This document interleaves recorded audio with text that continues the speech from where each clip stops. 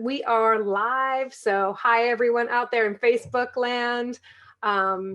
We call it Facebook land, TV land, that just got that in my head there. Hello everyone joining us. Welcome to Ladies Night.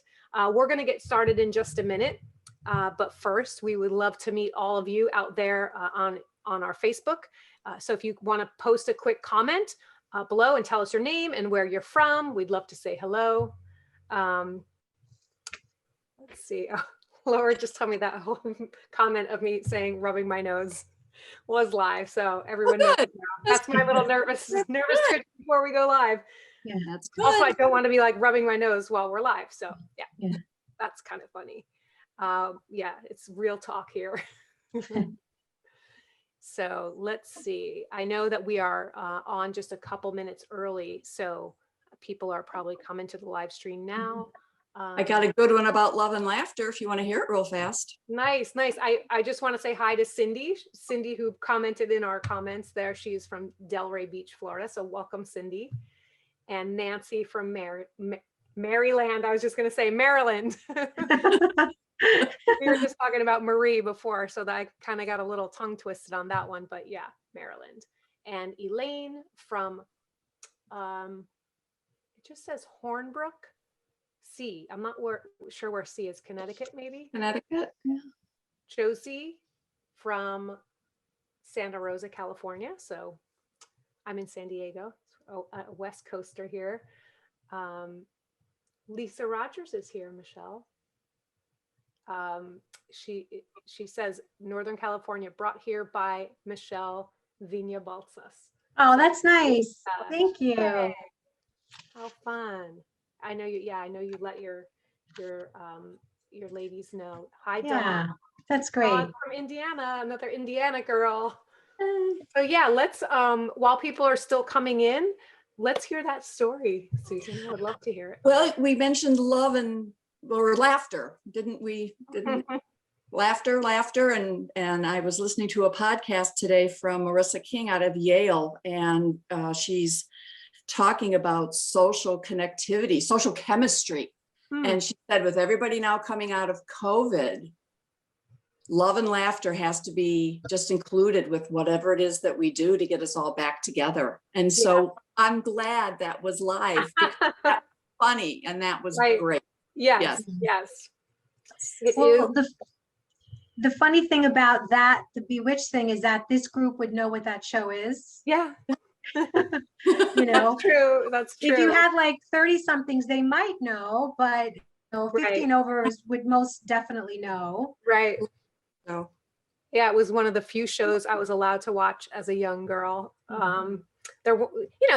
Actually most shows were a little more wholesome, but there was really not. But that was one of my favorites. I just remember thinking, if only like magic could be real. And in many ways, magic is real. You know, it's really, it can be. Comes from in here, right? Yes. Yeah. So, hi, Lisa from Indianapolis. We have some more people coming in. This is great. Okay, so it's a couple minutes after the hour. So I'm going to kind of dive right in and start with some introductions. So I'm Colleen. I am the COO of Boom by Cindy Joseph, and this is Ladies Night. This is going to be really, really fun tonight. We're going to do a 5-minute makeup demo. I know a lot of ladies really like to see the makeup demo, so I have come, I'll say, fresh-faced. I have no makeup on. I do have a little bit of Boomstick glow on my lips. I have to admit, my lips were a little dry, so I do have that on, but otherwise, I have no makeup on, so I'm going to do a little makeup demo. It also was my birthday this month. I turned 51. So tonight we're going to kind of talk about a few things that we wish someone had told us before we reached our 50s. And if at any point tonight you have a question for us out there watching us on Facebook, please just drop them on our Facebook page. We would love to hear from you. And I will get the questions and I will read them off, as many as we can. And so if you've never been to Ladies Night before, this is kind of our chance to get to know you and for you to get to know us. It's also our chance to continue building this amazing community of pro-age women that, our founder, Cindy Joseph, began so many years ago. I think we're up to about 11 years now, if you don't count the couple years of when, she was still, really kind of creating this movement. But Boom has been around for 11 years officially as a company. And so again, we're building this community, and to do that, I really want to introduce you to these two remarkable ladies that you see here sharing the screen with me tonight. First is Michelle Vigna Baltzas, and also Susan Kostreba is with us. Both ladies are Boom ambassadors, and they both have some really amazing insights to share. It's going to be so much fun. Michelle is a holistic and intuitive eating coach for pro-age women like us. And from her home in New York, Michelle regularly speaks and writes about women's health, menopause, and eating without dieting. And Susan is a speech language hearing pathologist, a mental health counselor, and a naturopathic doctor. And she is in Valparaiso, Indiana. And I'm super thrilled to have you both here with me this evening. I'm going to let each of you kind of talk a little bit more about yourselves so that our audience can kind of get to know you a little bit better. And I have to say, when my team and I, when we were putting together what we're going to talk about tonight, we were all just so impressed by both of you, just what you do. There's such interesting careers and such interesting, lives you both must lead. So I would love for Michelle to, if you would like to kind of start us off, tell us a little bit more about your life and being a holistic coach and, for women of our age. Sure. First, Colleen, thank you so much for the invitation to be here. As you know, I love Boom products, and I love more than anything the community that you have built and continue to build, because women of our age need to be with other like-minded women. And there are very few places where we can do this authentically and where people just get it. So it's great. My work, revolves around helping midlife women and beyond really find their true authentic selves. As a life coach and an intuitive eating counselor, I help women get off the dieting roller coaster that so many of us have been on for, in my case, it was literally for decades. And when I finally realized that I just couldn't do it anymore and I didn't want to do it anymore, intuitive eating came into my world, very matter of fact, but I don't really believe in coincidence. So it came into my life when it was supposed to. And it's basically a way of eating that helps you to tune into your internal cues around hunger, around fullness, around satisfaction. And under the intuitive eating umbrella is also a whole piece about learning to love and respect your body for all that it does for us, for the way that it's able to move. And there's also a whole part about rediscovering movement that isn't tied to weight loss and just the way your body looks, but to its abilities. And it's just a beautiful philosophy that is all research. There's tons and tons of research that corroborates that it's very successful in helping to bring people back to to achieve metabolic health. So without dieting and without, really stressing about what you're eating, and instead of listening to everything around you and everyone around you, it really invites you to go inside and really see what your body is needing. And it's always a good time to do that, but especially during midlife when things are so all over the place. So it really changed my life dramatically. And I was a corporate girl for 28 years. So I had a very respectable career, and part of my midlife journey was leaving corporate and moving into something else that I had a very deep passion for and have always had a deep passion for. So I trained and trained and trained, and this is what I do for a living now. And I have to pinch myself every day because I feel so blessed that I get to do this and help other women. I love it. And how appropriate, and how much I love how it fits with the Boom philosophy so much. It really is like just the perfect fit. I love that. Thank you so much for sharing that. Thanks. Susan, how about you? Tell us a little bit more about yourself and what it means to be a speech language hearing pathologist. I had to like practice that a few times. I love it. I can see you working hard on your articulation. Yes. Very good. Yeah. Paul, thank you for having me, inviting me to be part of this. And as Michelle put it so beautifully, I love this community. I love the products, and I'm just in total gratitude of having found you and being part of all of this. So thank you. My main life's work is being a pediatric. Now I've narrowed down, used to be more into adults and children, but I've narrowed things down, and I'm on pediatrics now in speech language pathology. I have a private practice in Valparaiso, and I once read a quote, and I wish I could remember who said it, but if you find what it is that you love, you will never work a day in your life. And I don't work.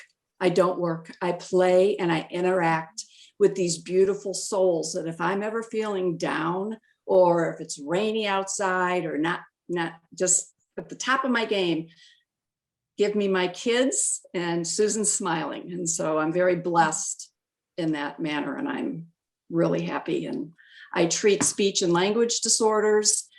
When I was back having a wider scope of clientele, I had a young lady one time come to me who had a conversion disorder, and I didn't really know how to treat it. And it was anxiety based, and I sent her out to a counselor, and I never could get a hold of that counselor, and the networking was poor, and I didn't feel like I was being the best I could be for this young lady, because there was a whole section of her that I couldn't treat. And that's when I went back and got my second master's in mental health counseling. So I could be holistic for the whole person that walked in the door, not just, just here. I could do all of them. So, and then the naturopathic doctor thing, that was just something I did for me and my family. If others want to talk about it, that's wonderful. I'm an avid reader. I read all the time. I love reading academia. And so I love learning. And so that's got me from way back when till today. Always in school. I love it. I love it. Always learning and growing. And Learning. yeah, I feel the same way about, that quote, not, find something that you love and you'll never work a day in your life. And I think, wiser words have never been spoken. It's really, really a privilege to be able to do what I do. And I love that both of you ladies feel the same way. Love that. Thank you, Susan, for walking us through that a little bit and what you do. It sounds like you really love what you do. So I'm going to kind of jump right into some demos. And I do want to mention both of our ambassadors here tonight are Boomstick experts. So we're going to start with some quick 5-minute demos. I'm going to start us off again. I mentioned I am not wearing any makeup. And I'm going to show you how I put on Boomsticks in actually takes me far less than 5 minutes.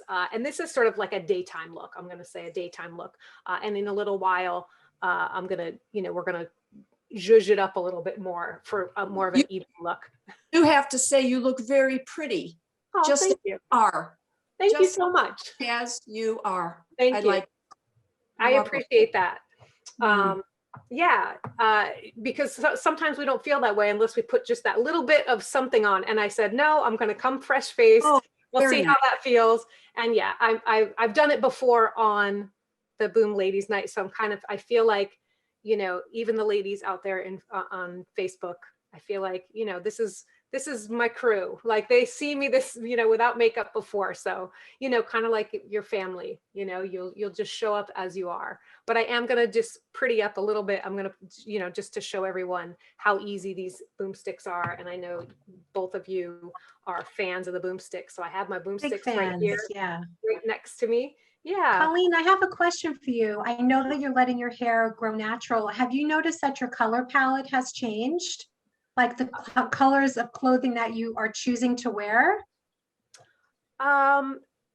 Colors, I guess, yeah, I would say there are a few colors that I've sort of stayed away from anyway, but I am going more with solids. Like I used to be a little more of a pattern, you know, just, I mean, I'm from Jersey originally, so like the louder and the wilder, the better, at least, you know, but I am single-handedly trying to bring the 80s back with my little, like I do like a little puff sleeve because it just makes me feel, I don't know, but I do like the more solid colors, I guess. Okay. And I've never been a fan of yellow or orange with my skin tone. So it hasn't really changed so much as far as what I feel like I like when I look in the mirror. But I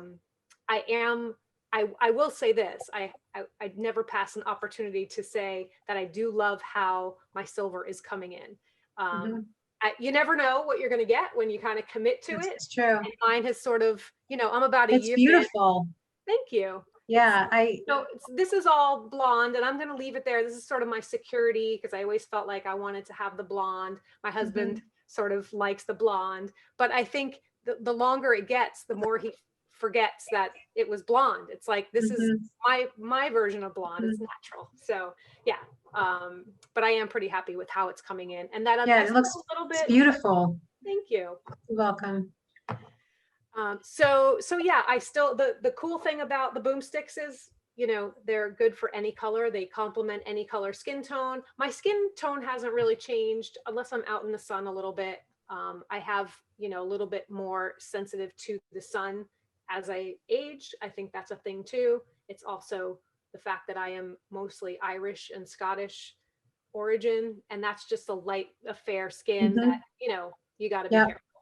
So, our skin thins as we age. Yes.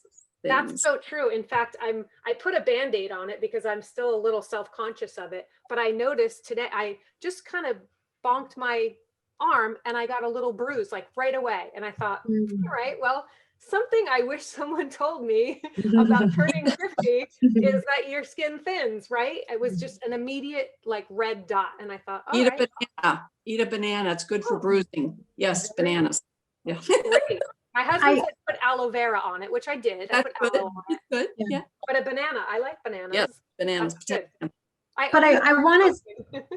I also love that the Boom blogs talk a lot about the changes that are going to happen, the changes that are happening to our skin as we age, and the reasons why you've put some of the ingredients in the Boom products, because I didn't know. Well, I mean, I knew about vitamin C, but I didn't know about some of the other vitamins that we become that our skin starts to really lose. Yeah. And I found that to be so interesting, you know, and it was a very educational type. And I was like, oh, okay, that makes sense, you know. So I really always, the blogs are great for me. I always learn something new. Yeah. Which is like, you know, like we talked about before, it's nice to keep learning. Yeah, that's so true. So true. I figured look at you. Look how glowing you are. It's already glowing. Just put a little bit, and I don't normally do that, but I thought I've seen so many women, you know, whether it be in one of our demos. I look at our blog too, and I watch our videos and our demos, and a lot of the ladies, because this is how Cindy sort of demoed it, you know, since the beginning, was she said put a little bit, you know, at your hairline and sort of, and I've seen the ladies do that, and I feel like they just always look so beautiful. So I figured I'd try that tonight. Now that I took my glasses off, I am fairly blind, so I can make out where my face is. Yeah, and me that's too. What's so cool about this is I'm not looking in a mirror to put this on, so that's kind of fun too. And as I mentioned, I did come fresh faced, although I did put a little bit of Boom Gold on, just because I always do that after I wash my face, just to kind of get the moisture back in. So I do have a little bit of Boom Gold on, but I'm going to put a little extra Boom Glow just around here. And yeah, so for everyone who is watching, that was like literally mid conversation, and I'm putting on, you know, I'm putting on my makeup, and I'm really kind of, I mean, of course I can see in a little tiny video, I can see myself. So I'm not completely doing this blind. This is the Boomstick Glimmer, and I'm just putting a little bit on my eyelids. And I've also seen a couple ladies, they put it kind of like just on the sides here, just to sort of blend it out. Oh, So that's good to know. I don't ever do that. I'm going to try that. yeah, there's another little trick that I'm going to save for later when we zhuzh it up even a little bit more, because that'll be fun. So as a speech language pathologist, how would you spell the word zhuzh? I'm curious, Susan. That's one of my favorite words. Well, I would have to do it phonetically, and it would be with symbols you wouldn't recognize. Okay. I was going to say, I always think it's like a ZH, like SH is sh, and ZH would be, yeah, exactly. So anyway, so there's my little like less than 5 minute, just sort of, you know, I feel like you just light up a little bit. Exactly. You know? And this would be sort of my look for work. You know, of course, we work virtually here at Boom. And so, but I am on many video calls, and it's just nice. You just feel like you're, you know, you're putting on your best face there, you know, out on Zoom, on your Zoom call. So yeah, I always feel light. I'm sorry. Yeah. Refreshed and renewed. Yeah. Refreshed. I feel like it just gives me some color. Like I have some more color. Like I don't know, just like I have more blood. Like I just feel very pale if I don't have it on. And as soon as I put it on, I put on so little, and it's all I feel that I need. And I just poop. Yeah, I just feel like I barely just dabbed. I just barely gave a few little dabs and then blended it in. And also because my skin is so fair, I also, you know, the rubbing action makes it a little brighter. So, you know, I feel like it looks pretty good. Maybe I would wait a few minutes and maybe put a little bit more on if I wanted. But you said something interesting about, you know, like you feel like you just look a little bit more revved up, like a little bit more. And that's actually exactly how Cindy used to describe it. Was this is sort of the color of its vitality. It's like the color of joy. When you're blushing, you're flushed because you're excited. And that's exactly what it kind of brings for me too. You know, that's sort of what it brings to my face. I feel like I just look like I'm happy, which I am even before I put it on, but yeah. So that's really fun. Yeah. So that's, and if either of you ladies want to put any on, or if you have some on already, feel free, but that's always super fun to kind of go from like the before and after, you know. And if any of you, if either of you have any, I know in both of you in your videos, Susan, actually you mentioned something really cool and interesting. You mentioned that you used to wear your lipstick as blush even before you heard we did that. This is really bad to admit, but you know, I put lipstick on sometimes when I was driving. That's bad. Don't put lipstick on while you're driving, but I will admit to putting some lipstick on and then, you know, giving that little dab to the cheeks and then just kind of rubbing it in a little bit. And when I found out about Boom Color was made for both, that was very exciting for me. Because yes, I liked the color that I got with the lips and the cheeks being the same color. So that's what I would do. And now I can just keep my Boom Color. I remember when I first put on the Boom, I was like, oh my gosh, this is going to be too dark for me. And it looks too dark. It was like burgundy. Right. And then I rubbed it in and I waited a couple of minutes and I was like, oh, it blended right. Just like what the videos say, it blends right in. And I just felt like it was very natural. And I was like, because I'm not a big makeup person, never was, never will be. And I just wanted something, like I said, to kind of light up my face a little bit. And I always struggle with lipstick because I was like, this is too much for me. And I feel like I'm going on stage because I used to be in theater and I was like, it's too much for me, but this wasn't. And I felt like, oh, okay, this is going to work for me. And I was like, I think I found what I needed. Yeah, I think it you know, that is one of my favorite things about it is that it looks good on everyone. I can recommend it to anyone that I know and it's going to look great on them. Yeah.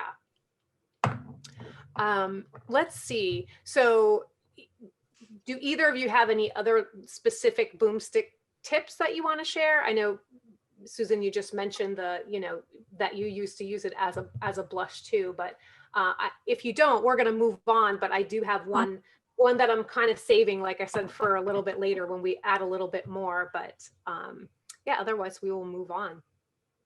The only thing I might add is that I would add the Glimmer my eyebrows, I'm very fair, and this is hormonal for me, but as I'm aging, I'm losing them over here. And yes, I've had my thyroid check. So if anybody's concerned, I've had the thyroid check.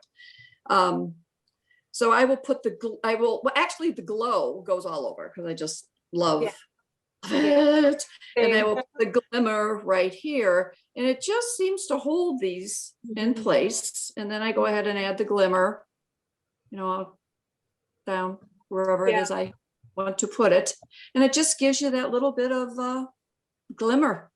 Yeah. Just lights me up, and I like it.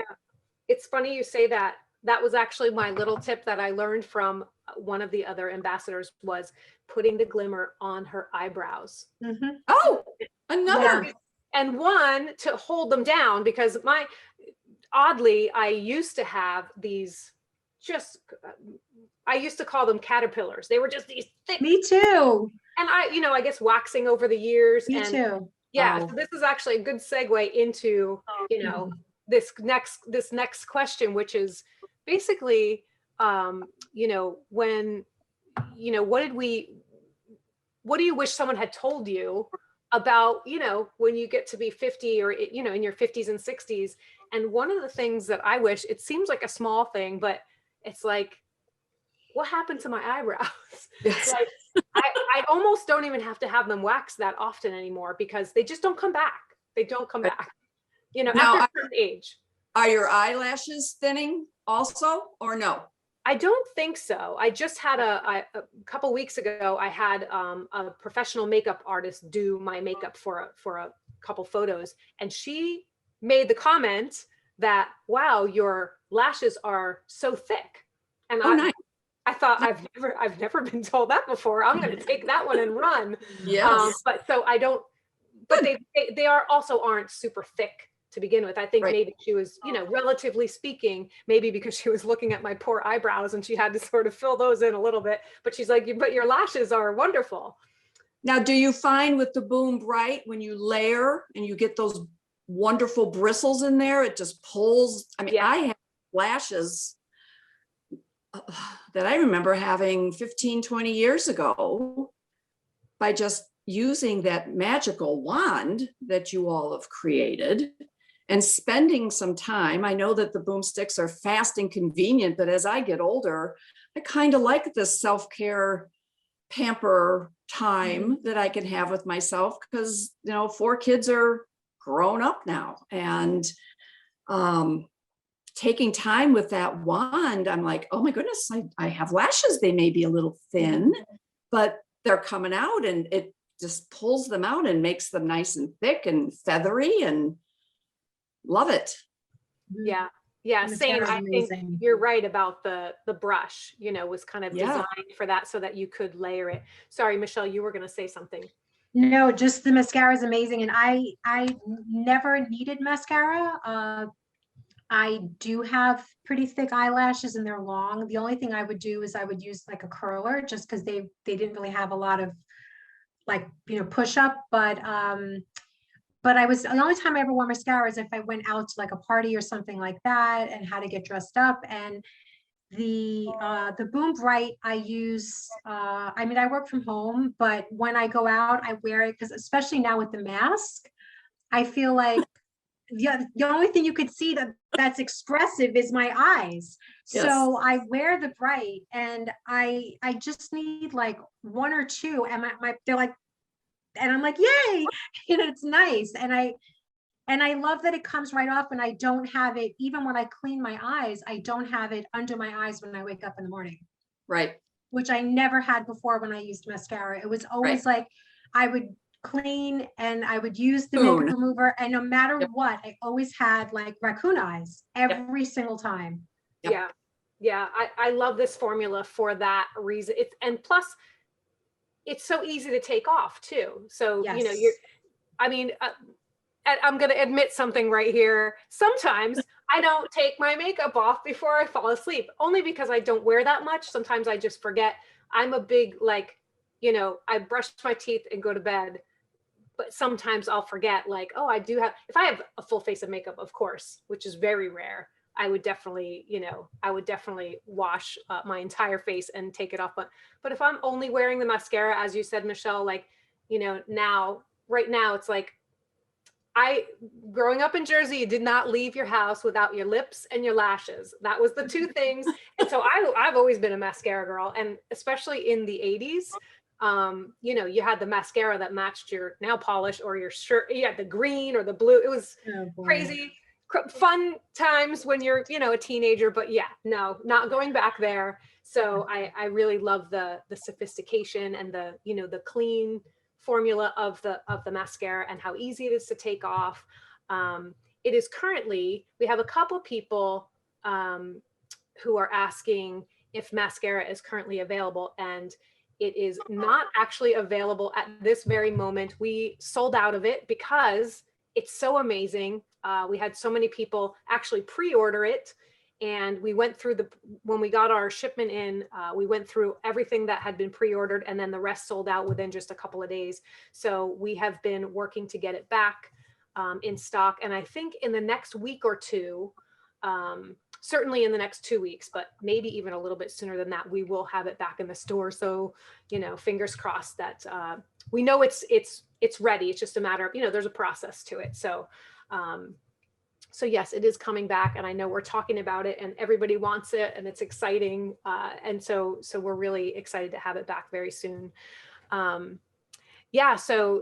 again, I'm going to talk about this question. I know lots of good stuff is going to come out of it. This is, it's something that we never really discuss here on Ladies Night. And that is, what do we wish someone had told us about being in our 50s? So when we were kids, we would spend so much time like wishing ourselves to the next age. And I remember that from the time, oh, I'm a whole hand. I remember that with my grandpa, you're a whole hand. And then you're 2 whole hands. And, then you can't wait until you're, sweet 16 or you're 17 and you can drive, or you're 21. Everyone looks forward to those like milestone birthdays. And then all of a sudden it's like, oh, I'm about to be 30. And 30 is like, I don't know, at least in my experience, it was like, you heard the wah, wah, wah, like you shouldn't be looking forward to 30. And I think like, now I look at 30, I'm like, 30, are you kidding me? You're just getting started. You're just a baby. So yeah, it seems like you get past 30 and 40 and people stop talking about how amazing, what's coming next. And so that's what we want to kind of, talk about a little bit tonight. So in short, we want to know, what is something that you wish you knew before you reached, 50 or 60? And I really love this question. You can talk about your personal life, your professional life, any physical changes to your body, healthy eating, and just kind of really embracing every aspect of being the next age. So, so Michelle, I'm going to throw it to you to start us off as a woman's coach. What do you think?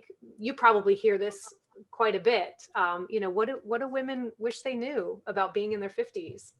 Well, the number one thing that, I always like to share with people, and I wish somebody told me, was that,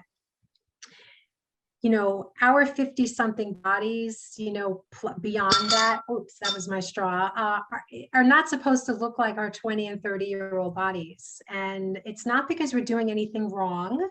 It's because our bodies change, and they're supposed to change throughout our lives. And, that's important to know, because so many women live with shame, especially when they start the perimenopausal phase. And, there generally is weight gain in the middle area, which is part of the process. And there is a very good reason for that. So, but people again see it as, oh, I've gained weight. Oh, it looks so awful. And there's so much shame around the changes that the body naturally goes through.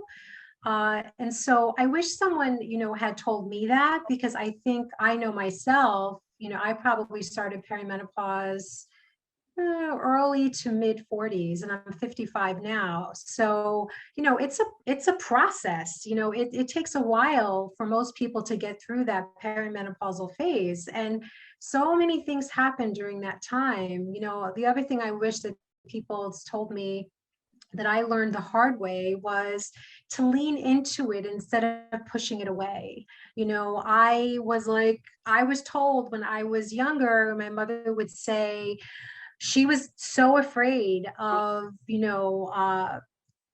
going through as the change, which was perimenopause, menopause. And so, because where she grew up in Puerto Rico, the women, as she said, went crazy, and there are a lot of things that happen during that phase. And one of them is mental health wise, there is some depression, there is some anxiety. And again, all of that is part of the hormonal fluctuations that we experience.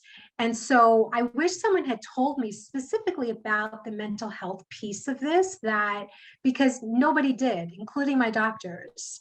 And so it was a really difficult time for me because I felt awful, not from the hot flashes and everything else that I could manage, because that was like the stereotypical things you hear about women, but no one talked about the mental health piece of it. And so I really thought I was losing my mind. And it was very frightening to have such, at times, debilitating anxiety. And I speak very freely about it because women need to know that they're not alone. They need to know that this is part of the process. And the hormone fluctuation is, it does a lot to the body, and it also, that with that comes the moods and everything else, in addition to the traditional things we hear about. And certainly Susan can speak more to that from an ND perspective, but that's one of the things that I really wish people had, that there was more talk about, because in some of the menopausal groups that I'm in, one of like the number one things that people are posting about are, I feel like I'm going crazy. My anxiety is through the roof. I can't leave my house. I'm so depressed. Have other people experienced this? And 2,000 comments later, yes, yes, yes. Women, they must be at home like, oh, thank God it's not just me.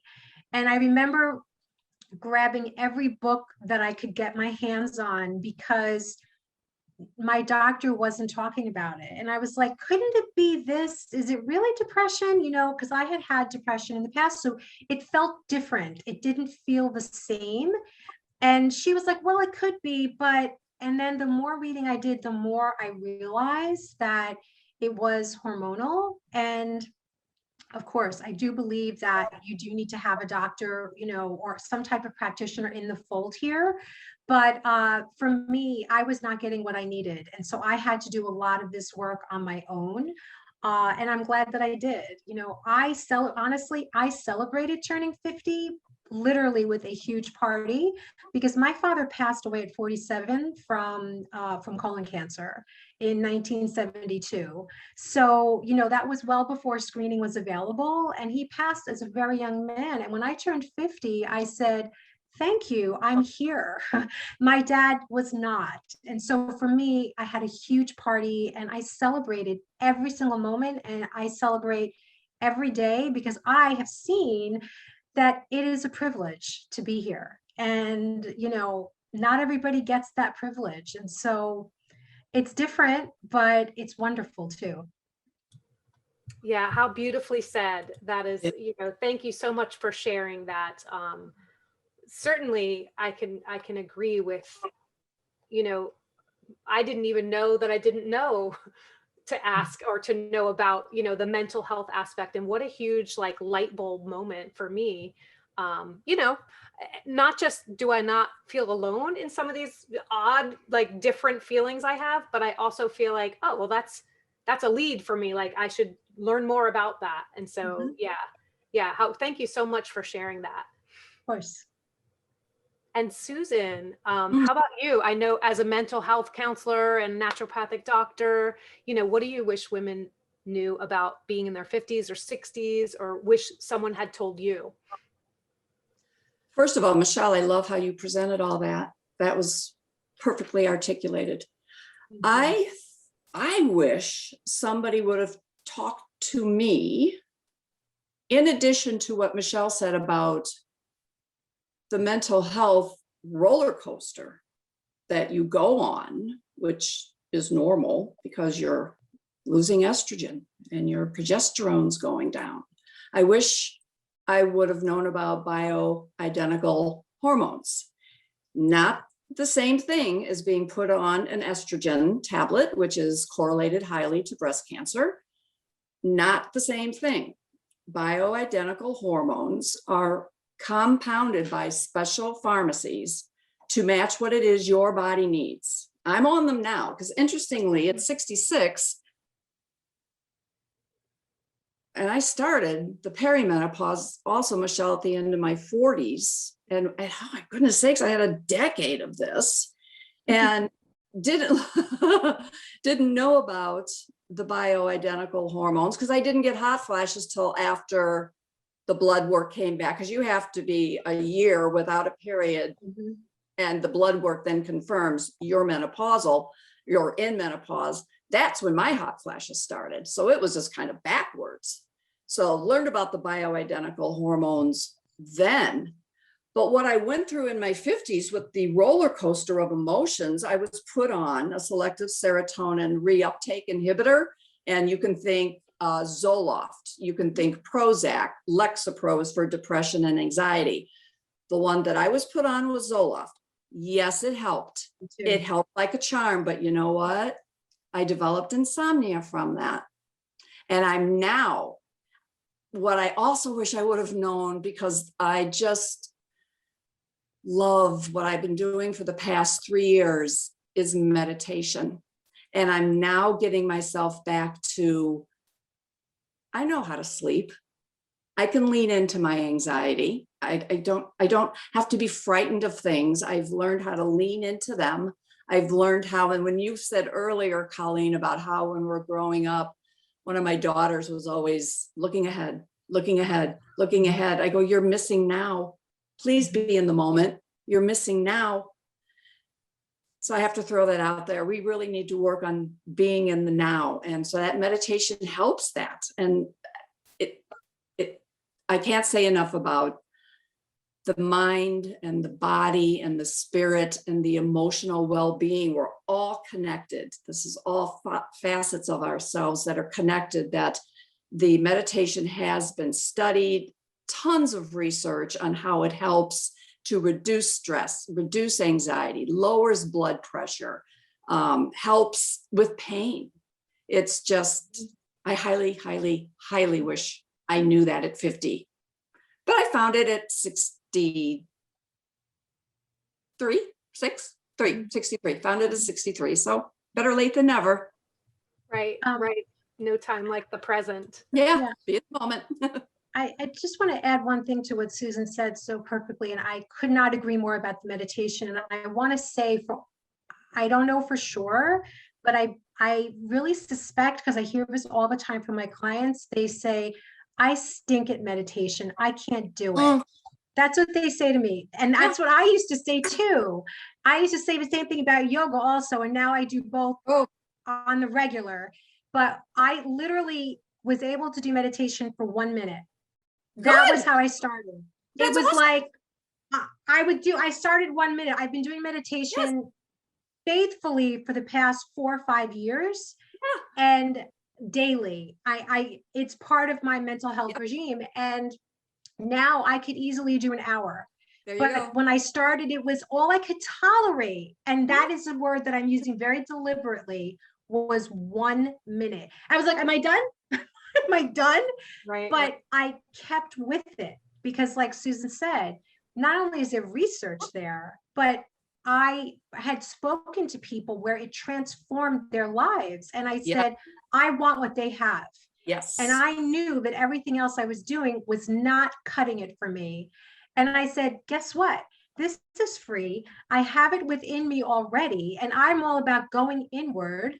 Yes. I said, I'm going to go for it. And I started with 1 minute because that's all this girl could handle. And I just built it up. So all the people who are like, I can't do it, I'm like, that's what I said too. So all I can say, like Susan, I'm sure, would keep trying.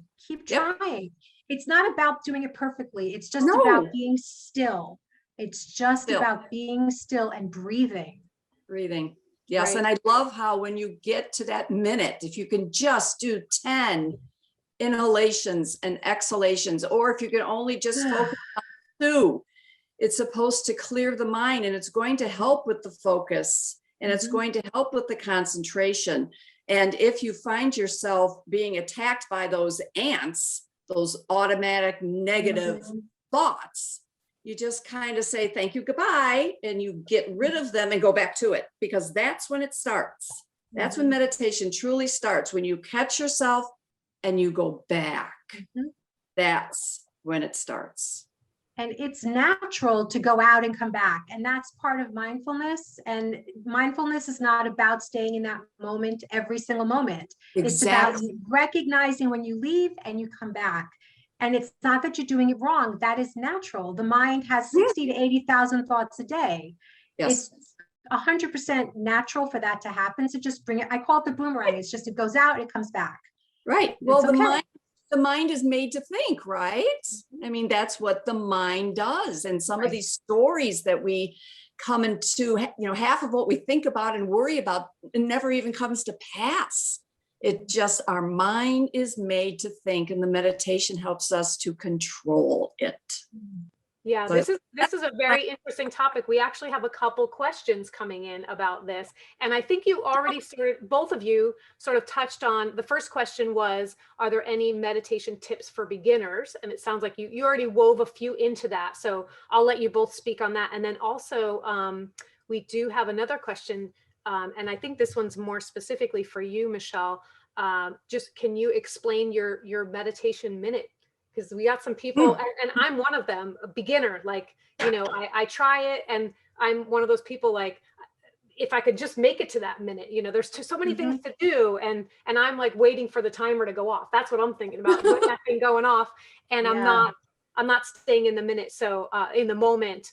So any tips for beginners, and then if you could even just explain your meditation minute a little bit. Yeah, I think it's a great question. And what I would start, how I started was, I would, again, be very deliberate about it. I'm going to go meditate for a minute now.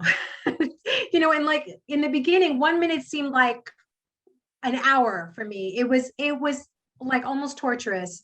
I would put my hand on my heart so I could feel my heart beating, or I would put my hand like on a pulse point, so that I could feel literally my blood flowing through my body. I needed to connect with my humanness, because part of being out there and like flying around all anxious and everything was that you're not in your body. So I had to feel my humanness, and putting my hand on my wrist or on my neck really helped me to feel my blood and be like, oh, okay, you're human. You're not a machine, you're human. So that was one way that I would do it. And then I would just sit and I would close my eyes, and I would make sure I was comfortable somewhere, and that I was not cold or too warm. And I would just pay attention to my breathing. And I would just pay attention in, and I would just breathe in through my nose, and then I would breathe out through my mouth, and I would just feel it passing through. And when I would do that, it would just instantly calm me whenever. And if your hand is on your heart, that touch, your body doesn't know that it's not something from the outside that's safe. So it has a calming effect on the body. So, that was how I started, just either a pulse point, or just, again, it was paying attention, closing the eyes, so that the distractions around me. And by the way, closing the eyes isn't good for everyone, but that worked for me. So people that have experience with trauma, I don't recommend that, but you would know that. It works for me, and it helps me to shut out everything else around me. And I would just pay attention to my breath, and I would visualize the air going through my nose and then coming out through my mouth. And that was very soothing for me. And I was able to manage the minute. And then I just kept building on that. And now I use meditation apps, just not so much talking, just for some light, music. And it helps me. That's great. Yeah, we actually have another question, and I'm gonna definitely have you address this too, Susan. This question just came in as you were speaking, Michelle. Like, how do you know when you're really doing it? Like, how do you know you're in, and I have a feeling it has something to do with that, being conscious of, okay, you're not in it, you bring yourself back in it and calm, come back to that space. And I am by no means the person to be answering this question, because I am a beginner. So Susan, I'm going to have you address that, and sort of, any other tips you have too. What was the question? How do you know if you're in it? Yeah, that just came in while Michelle was talking about her meditation minute, but also like any tips for beginners. Okay, because that first part, that's a multi-leveled kind of a thing. For beginners, with everything Michelle said, I agree with it completely.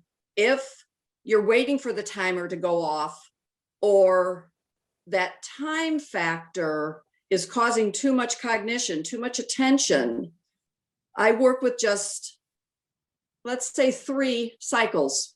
I like the heart chakra and the solar plexus, and you breathe in and you breathe out. That's 1 cycle. And you literally think in your mind, in, out, but you don't say it out loud, think it, okay? And just do it 3 times. And if you can manage to do that without worrying about the time, well, let's not set a timer. Let's not worry about time. Let's just start with 3 cycles, an inhalation and an exhalation, 3 of them, in and out. That's your beginning. And then you go up the next day to 4, and then maybe you can jump it to 10. But sometimes you have to give yourself that think in, think out. Okay, that's a great place to start. There's many, many wonderful apps out there for beginners. Many. Love it. That's really, really good advice, and certainly something that both of you have expressed how life-changing that is. And I have heard that from so many people who do practice meditation daily, and I want to be part of that, but I have to slow myself down a little bit. That's one of the things that I wish I was told, Yeah, it's just like, slow down. And when I was younger, like, just slow down, enjoy this, this moment. but I think it's hard to do that when you have a 17 and a 19-year-old. You're still in parenting. You're busy. And yes, I remember thinking, slow down, savor. I savored. I've got a lot of awesome memories, but it's hard to slow down. And that's another wonderful benefit of the meditation. When you are doing this and you start to get riled, all of a sudden there's just something that naturally just happens with you, that your meditation body just takes over. And when that starts to happen, and that automaticity starts to happen, that's like, whoa, that's pretty cool. That's kind of cool. Yeah. Yeah, definitely. Well, I'm very enthusiastically, pursuing meditation, if that even makes sense to say it that way. But yeah, I really am, I'm intrigued. Like, how do I slow myself down a little bit when I need to? Because I am, as you said, you're go, and especially being a career woman, and, you feel like you gotta keep going. You gotta, work twice as hard sometimes. So yeah, I wanted to kind of, that's actually a really great segue into, I mentioned, I turned 51 earlier this month, and Cindy always talked about celebrating a pro-age birthday. So it's the idea of getting excited about each new age and like really welcoming it in, and also giving yourself permission to change how you view your birthday. Whereas many women, they're taught to sort of dread their birthday. I know some friends who are in their late 30s and saying like, oh, here comes 40. And I think, yes, here comes 40. And they're not on that train yet. They're not there. And that's okay too. That, they will get there, I believe. But yeah, they dread their birthdays. And, to me, being pro-age means seeing every single new birthday as like another opportunity for reinvention, for, discovery. Both of you touched on, always learning. And so, that discovering and just be, looking at the world with like a childlike wonder, like there's just new stuff all the time. Time for new accomplishments, and just, just the life that you're going to experience over the next year, just really getting excited about that. And so for me, looking at 51 sort of through my kids' eyes, and that sort of ties into what I was saying about just slowing down. Both of them are like, the 17-year-old is like, can't wait to go to college, like, and leave the house and be on his own, quote unquote. Those are air quotes around that be on his own part, because the financial part, of course, comes a little bit later. But yeah, so I'm just, for me, this struggle of how do I get him to slow down a little bit with me so that we can, enjoy right now.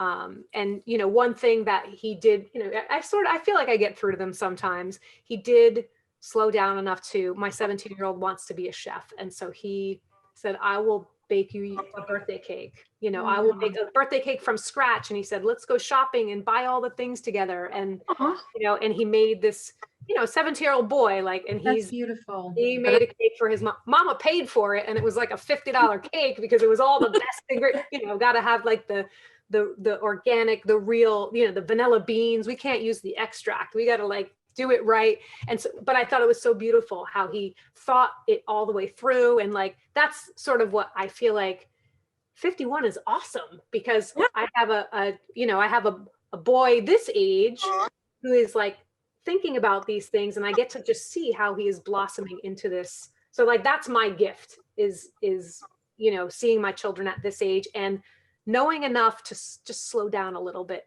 and enjoy these last, because, the reality is they are the last 5 or so maybe years that they'll be like mama's boys. And then you want them to go and create their own lives. So that's sort of where I'm at right now. And I know, Susan, in one of your videos, you mentioned how obviously, words really matter as a speech pathologist. And so what do you think of when you hear the words pro-age or pro-age birthday? Like, what comes to mind for you? Well, yes, one of the videos, I could just kind of maybe snap into that. When I think about pro, it's to be for something, right? And when you think about anti, it's to be against. And so I'm not going to be anti with anything that I'm going to go through, because why would I want to fight myself through this process? That to me makes absolutely no sense, and it's not good for anybody's mental health. Pro, to think of synonyms and to think about how there's a positive nature to that word. And I've got a choice, just like when you were speaking about your son and the cake, your mindset. And you're like, yay, pro, that's your mindset. And your friends that are not there, that's their mindset. And so some work needs to be done on some mindset and how we are approaching. So when I think about pro-aging, this is what I have. This is where I'm at, and I'm going to enjoy every minute of it. And I'm going to put my best foot forward, and I'm going to think positively. I've got so many blessings and so much gratitude for everything. So I'm equipped, if you will. So then when those ants do come marching across my brain, which they do, I just kick them on out. I don't have time for this. This is my moment of life, and I don't know what tomorrow's bringing. I love that. Can you repeat again what ants stand for? Just for anyone who didn't hear that. Automatic, they just happen. Automatic negative thoughts, or if you like, thinking.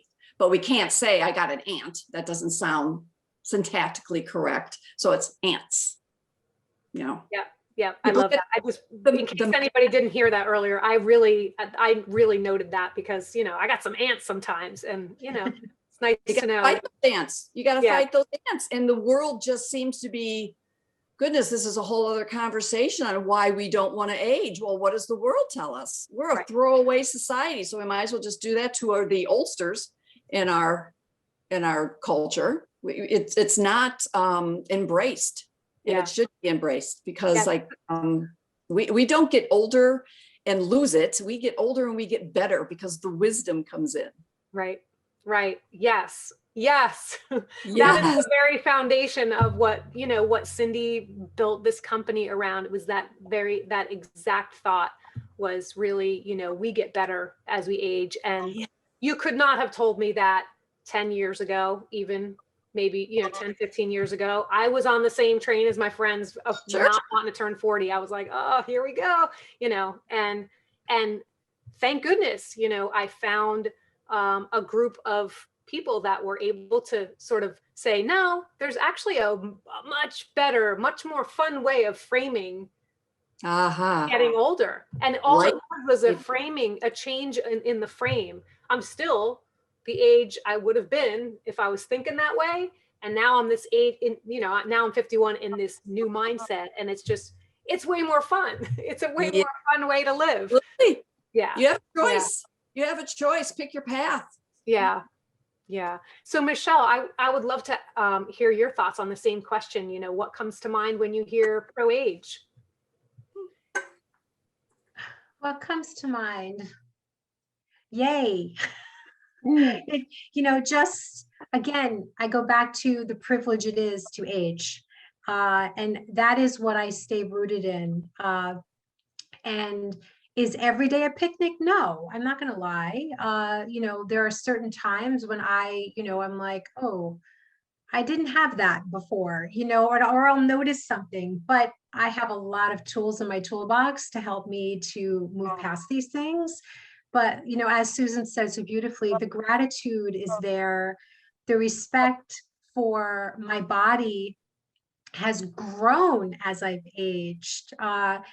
It sounds funny, but I'm in the shower, cleaning the walls, and I just go boom, I go right down and I get right back up and I say, how awesome is that I can do that. I am so grateful for everything I do, everything that I want to do, and I'm excited. I believe that aging and the way we feel about it is a complete social construct, and so when I come at it from that point of view, my mindset completely flips to aging is a beautiful thing, that's a privilege. And that is my higher self speaking when I am in, as Susan talks about the ants, which I also talk a lot about in my work, because body image work, there's a lot of ants, a lot of them, and they're all over the place. So we have to learn how to cope with these thoughts, which are, they're there and it's real, so how do we confront them in the most loving, compassionate way? Because that's the other thing that nobody told me, that cultivating a self-compassion practice would make my life so much easier. And I was the one with the hammer throughout like the majority of my life. And when I hit perimenopause, it was like, this is not working.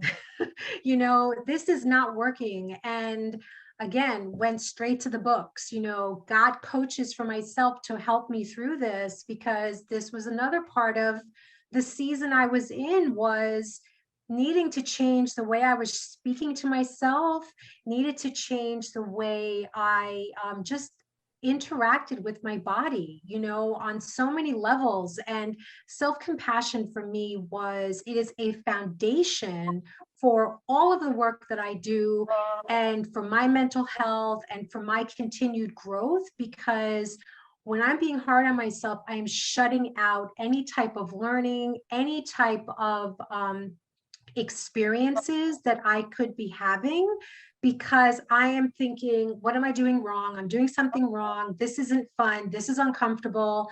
Instead of coming at it from a very loving, open way, where your mind and your heart stay open to the whole experience, because that's when we can let stuff in. When we're being really hard on ourselves, learning is like, it's like a brick wall. It just doesn't happen. So, that's another thing that I wish. So to me, pro-age is like letting all of this in again, leaning into it, and recognizing the privilege that it is. And I think where most people get hung up is, oh, but you don't look good when you're older. And I totally disagree. Again, that's a complete social construct, and it needs to be dismantled. there needs to be a paradigm shift. And that's part of what Boom does, which is why I love it, because they're celebrating aging. It's about time.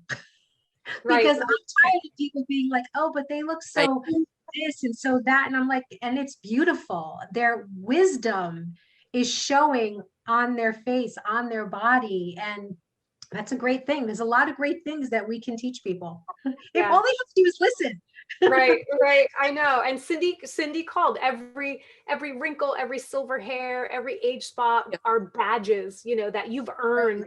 And, that, again, that was part of my sort of, awakening, if you will, or eye-opening, and this shift of just framing it that way. I had never thought to think of it that way. I had never looked at it that way before.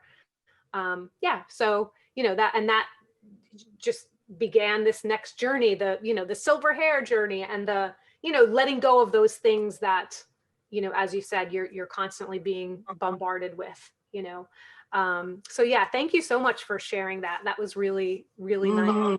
I picked up a few good ones from both of you. So we're going to switch gears a little bit here. We have a couple people requesting a little more makeup demo. So I'm going to kind of do my, add just a little zhuzh now, and sort of show what the I've never said that word in my life. Zhuzh. I've never said it in my life. I think it's like, it just means like to, and this is my own definition. So if I'm wrong, I'm wrong. I'm sure someone will tell me, but I always, when I think of like fluffing things up, like you fluff up the pillows, like you're zhuzhing the room, you're just kind of like, floofing it, you're fluffing it back up, you're zhuzhing, you're like, so for me, like a zhuzh, with makeup would be just like, is that a Jersey word? I don't know, probably. I've heard it and I know what it is. I just don't ever use it, but I'm going to start using it now because it's really fun. Yeah, it's a fun word, right? Zhuzh. That's a good speech word, Susan. Zhuzh. You can only spell it, but yeah, we're gonna let Susan put you can give us the proper spelling for that. So I'm gonna take my glasses off again, and I'm just gonna do another little. So this would be my lip zhuzh. When you're talking, this happens quite a bit for me because I talk a lot. It's just reapply your lipstick a little bit, give a little bit more, maybe to the cheeks. I think I probably have enough up on my forehead, but then this is my favorite part, and that is the Glimmer. I'm going to put it on my eyebrow. This was that. I can't wait to try this. And, the thing too is that, which I think, Susan, you mentioned, is like, it's just got enough, I'll say waxiness, enough creaminess to hold those errand, they're not really fly away because they're not that long. The rebels. Yeah, to hold those rebels in place. Rebels in place. Yeah. And, it doesn't really fill in your brows so much, but it does sort of give you just that little bit of sparkle. And you already have that little bit, if you've put some kind of on the outsides here of your eyes, right here. Now, I did wear a higher neckline, but I will also, if I'm wearing a lower neckline, I will put some, on my clavicle. And that's sort of just, that one wakes up the husband. He's like, oh, you look so fancy. When you see that little bit of sparkle. And that's always fun. I've heard some women like to put it, if they're wearing like a sleeveless, put a little bit here. And I have seen that, out and about. And so I've tried it too. And it really does look really nice. And then lastly, I have my Boom Bright. And I always put the mascara on last. And, just because I feel like, once it's on, this does dry pretty quick between coats. And I did not put any of this on. And do we all make that face? Yes. Mascara face. Where's my mascara face? And I'm a top lash, like I only usually put it on my top lashes. Me too. I thought that was only me. Yeah, I mean, once in a while I might do a little if they're like, really just looking a little thin. But I do that because I mean, I don't do that because I've had lots of, like, my whole life, allergies, pollen, mostly grasses and pollen. And so my eyes are always a little, I wouldn't say every day, but during allergy season, they're always just a little bit itchy, just all the time. And I feel like the more stuff I put by my eyes, it just irritates them. So, but I had not had any Boom Bright. So if I had some on a little bit earlier, I would very, very much just go right for a second or a third coat. And that really kind of makes your eyes pop. I wish I could see my eyes right now. Oh, there they are. Yeah, they're behind glasses. And that's one thing I wish, I started wearing glasses in maybe my mid 40s. And, now you can get your eyes fixed. You can get them the laser. And almost all of my siblings and my mother wore glasses my whole life. And I was always like, they look like fun. But I always had very good vision. And then in my 40s, I started needing glasses, and I remember being so excited that I got like an accessory, so I'm into my glasses. I'm into mine. Yeah. I kind of feel like that's like my little finishing touch. And I have 2 or 3 pairs, so I can kind of switch them up a little bit, but that's like a little fun, accessorizing thing. So that's, kind of how I would do, maybe an evening look. I don't know. Do I look like I'm about to go out for the evening now? I do have my longer earrings on. You can't see them so much in my hair, but I might pull my hair back for like an evening. Yes. And these were a birthday gift. A very special person gave me these. So yeah, so, since that was an evening look, I, do just a little bit more. I hopefully everyone kind of got a little bit more out of that demo. I feel like I look the same in my video screen, but definitely the lips kind of pop a little bit more when you add another layer there. Your eyes pop. Yeah. Yeah, with the little bit of mascara. Yeah, definitely. Good. I'm glad you can notice a difference, because when I take my glasses off, I'm lucky I can find my eyes. Me too. Yeah. So I also wanted to just touch on skincare just for a quick minute. I know that both of you ladies have something in common with me, and that is that you both love Boom Gold.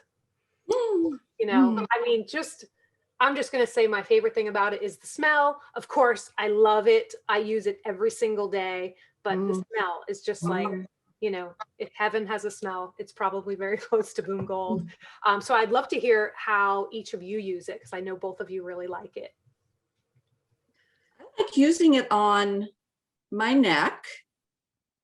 It's still there. I have some on my neck, and then I will go and I'll rub it on my face. And what I love to do, because even touching myself now, because I had some on before we started, it's there. Where do I put this? On my hair. I put this in my hair because I'm certainly not going to wash product down the sink. So put it in my hair. And that's what I do with, actually, I started doing that with Boom Cotton.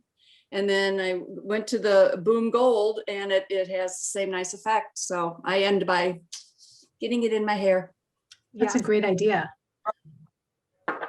Yeah, I do the same.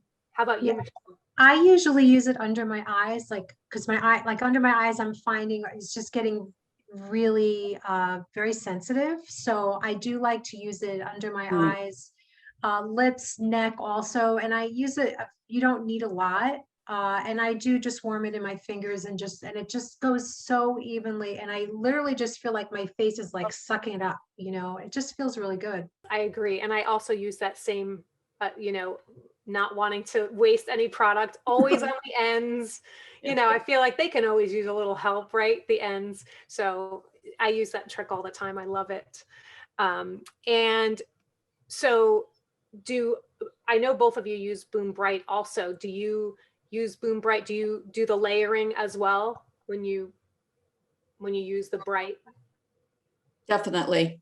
I will do, I think it's because I'm sleeping on the side, but now these eyelashes want to go this way towards my nose. So when I get up in the morning, right away, thank you for another day, but I look in the mirror and I start laughing because these eyelashes have gone rogue and now they're going this way instead of that way. So I always now put at least one nice thin layer of the Boom Bright on to get the rebels back where they're supposed to be, get in line there. I can't go the wrong way. And then if I have to work or go out or whatever, and I agree with you, Michelle, we're behind masks. I want my eyes to have some kind of smile to them so I can layer that, and it just pulls them out and pulls them out and pulls them out. Yeah, Awesome. I love that. I love how you said, your eyes have a little smile. Do they say you should smile with, you can smile with your eyes, and we've all had to practice that a little bit. Such a good point too. It's like, that's the only feature that we can really show right now. Hopefully that won't be for much longer, but it's been a lot of fun to kind of play with a little bit more mascara myself too, getting back to when I used to wear a bit more of it. And that's another reason I don't put it on my under lashes so much, Michelle, as you just pointed out, like you put the Boom Gold there. I also do. And one of the things that removes Boom Bright is Boom Gold, because it comes off so easily. So I have a feeling it would probably maybe come off a little bit on my skin because I do use the Boom Gold there. Yeah, but I always love hearing how people use it. And I know for everyone who is, waiting for Boom Bright, I'm going to say it one more time in case anybody didn't hear me earlier. It will be back soon, but if you want, you can sign up for the wait list. I know we have a link. So one of our ladies who is in the Facebook group right now can probably drop that Boom Bright wait list link, and you can get on the wait list. And as soon as it is back in the store, we're going to mail everybody on the wait list and let you know, because while we did order lots and lots and lots of it so that we don't sell out again, you never know. This is a very popular product. This is just so amazing. And so, if you want to be the first to know when it's back in the store, you'll want to get on that wait list. And I would love to, kind of throw it out there to those of you watching. We'd love to hear, what you're getting out of Ladies Night, so if you enjoyed tonight, do us a favor and just say yes in the comments, or let us know what you liked about it. And of course, any questions that you have for either Susan or Michelle, we have a few more minutes if you have any specific questions. I really loved so much getting into, some conversations about what you both do. One of the things that we talk about as a business is, our number one rule is have fun. That is always our number one rule in this business, in Boom. So our entire team knows that, like, the goal is fun. If we're not having fun, we're doing something wrong. And the second thing, is we need to be putting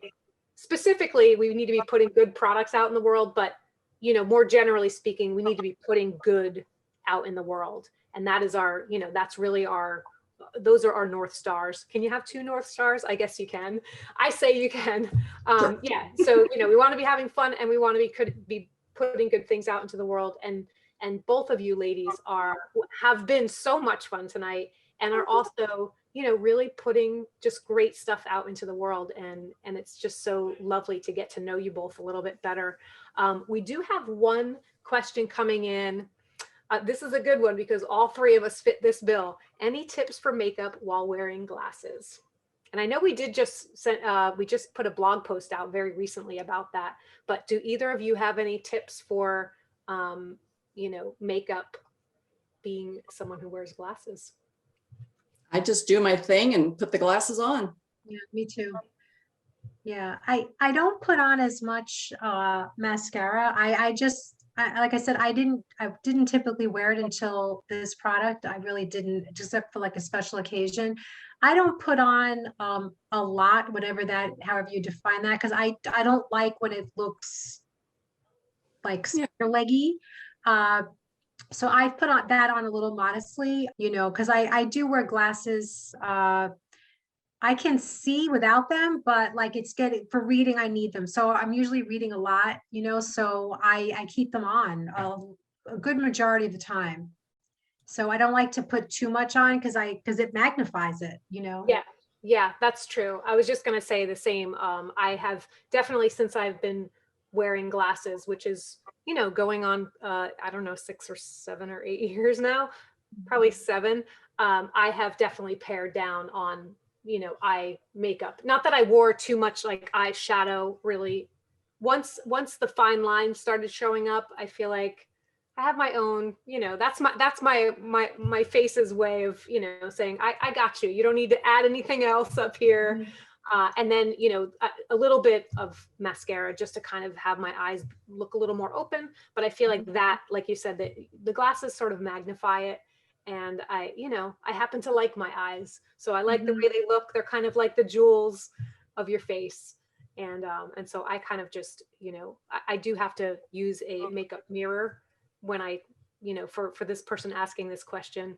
I did sort of just, I had to take the glasses off and really kind of lean in to find it. But, you know, being someone who really does need glasses to see, I use a magnifying mirror when I put on, you know, if I have to do any sort of, you know, really, that's what's so great about the sticks is you really don't need, there's no precision involved. Like you can find your eyelids in the dark, you can find your cheeks in the dark, and as long as you're not, you know, putting too much product on, it really does just blend in. You just kind of keep on blending. You know, if you have a little too much on your cheek, I will just blend. Now it's on my hand, so now I'll put it up here.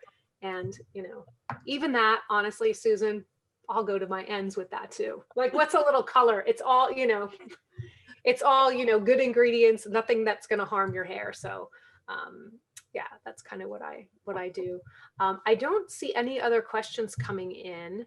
So again, I want to, you know, thank you from the bottom of my heart for joining me this evening. It's been so much fun and so very enlightening. I feel like, you know, there's a part of me that feels like you said, Michelle, like not alone. Like there's other ladies who are kind of like confused about what is going on right now, because one day you'll feel just like your old self, as they say. And then like the next day, it's like these weird, you know, just, and so I so appreciate you sharing your insights there. And Susan, you too, you know, really had fun tonight. And again, thank you for putting so much goodness out in the world and for, you know, for helping people with, you know, just navigate this beautiful pro-age process. Thank you so much. And Thanks, I'm just going to Colleen. say bye to everyone out on Facebook. And thank you so much for joining us. And we'll see you on the next ladies' night. Thank you. Bye, everyone. Bye.